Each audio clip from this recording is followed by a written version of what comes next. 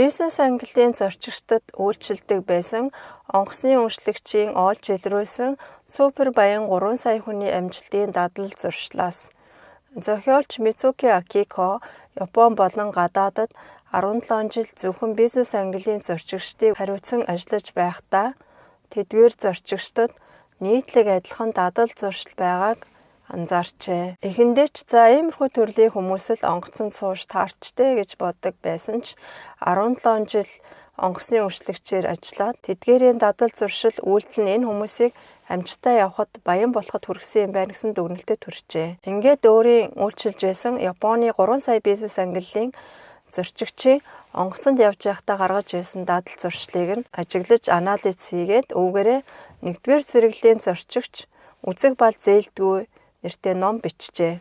Ихэнх хүмүүс онгоцон суухаараа юу идэг вэ? Утсаа үзэн, тоглоом тоглоно, кино үзэн, цөөн тооны хүмүүс ном уншина.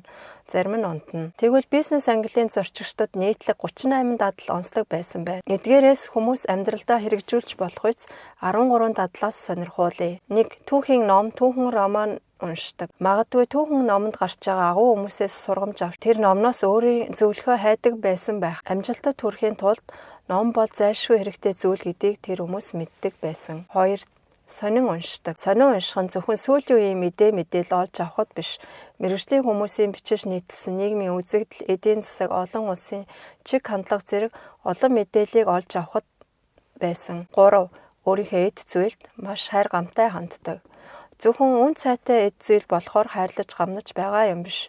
Өөрт нь дурсамж үлдээсэн зүйл. Жишээ нь 30 жилийн өмнө эхнэр нь бэлэглэж байсан төрөвч цаг багт нь аавынх нь бэлэглэж байсан үзэг зөвхөн тэр үзгээр л гарын үсгээ зурах гэх мэт мөнгөөр хэмжишгүй ой тойнд нь дурсамж болон үлдсэн эд зүйлээ нандагнан тэрэндээ баярлаж талархан өөрийнх нь биений нэг хэсэг сайн түнш мэт ханддаг байсан. Өөрт нь дурсамж үлдээсэн тэрхүү эд зүйлээ харах бүртээ өөрийгөө урд нь хэн байснаа хэний хүчээр өдөө төрснээ мартдаггүй. 4.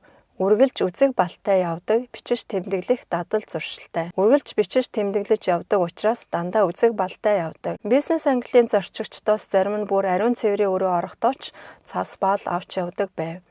Учир нь хамгийн шилдэг санаа бол бие сэтгэл хамгийн тайван амарсан байхад төрдөг. Тэгээд ч бичиж тэмдэглэх бол энэ дэлхийн хамгийн шилдэг амжилтын хэрэгсэл гэж хэлж болно. 5. Жижиг зүйлээс том зүйл эхэлдэг буюу жижиг чулуугаар том чулууг хөдөлгөх.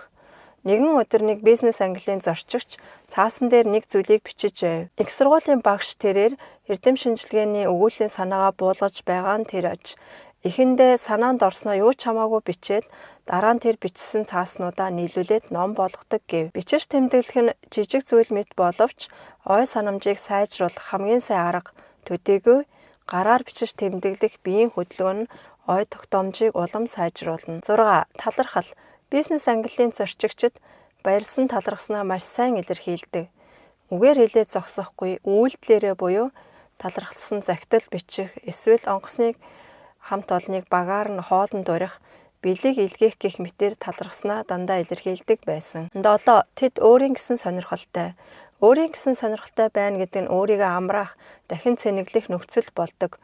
Өөрийн сонирхолтой зүйлээ ч онгоцон сухтаа давтах юм уу тэр талаараа яриа өрнүүлдэг. 8. Хооллох дадал. Хоол унданд бага цаг зарцуулдаг. Бага иддэг эсвэл огт идэхгүй, оронд нь вино уудаг, бяцлаг иддэг. Хоолны хэмжээнд биш чанарт анхаардаг. 9. Сониуч, шинийг эрэлхийлэгч.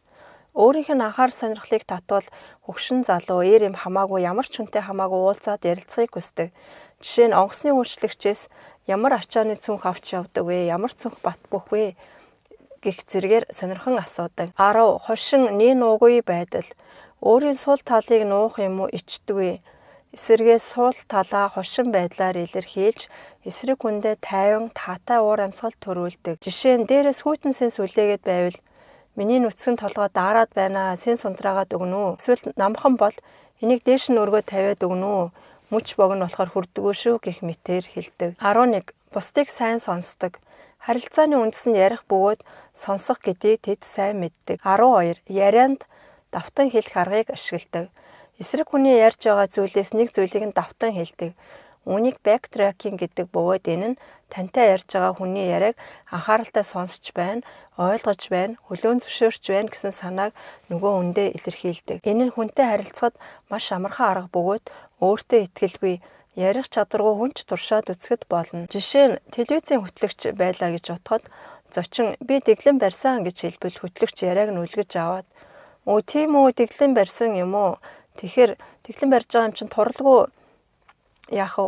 гэх мэтээр залгуулад ямар аргаар барив гэж асууж яриаг өшөө үргэлжлүүлэх юм. 13. Яриа өрнүүлэхээр асуулт тавьдаг. Тэд бол маш сониуч хүмүүс учраас асуулт тавихтаа ч чанартай асуулт, чанаргүй асуулт, залхуу асуулт, жинтэй асуултыг ялган салгаж тавьдаг. Жишээ нь хэрэв та залхуу, чанаргүй асуулт тавих юм бол хариулт нь тийм үгүйгээр дуусна. Цааш яриа үргэлжлэхгүй. Харин чанартай, жинтэй асуулт тавих юм бол яриа цаашаа өрнөөд явна. Жишээ нь онгоцонд ингэж олон цаг зогсож хөлгөж явахаар ядарч байна уу? Энэ бол чанаргүй залхуу асуулт.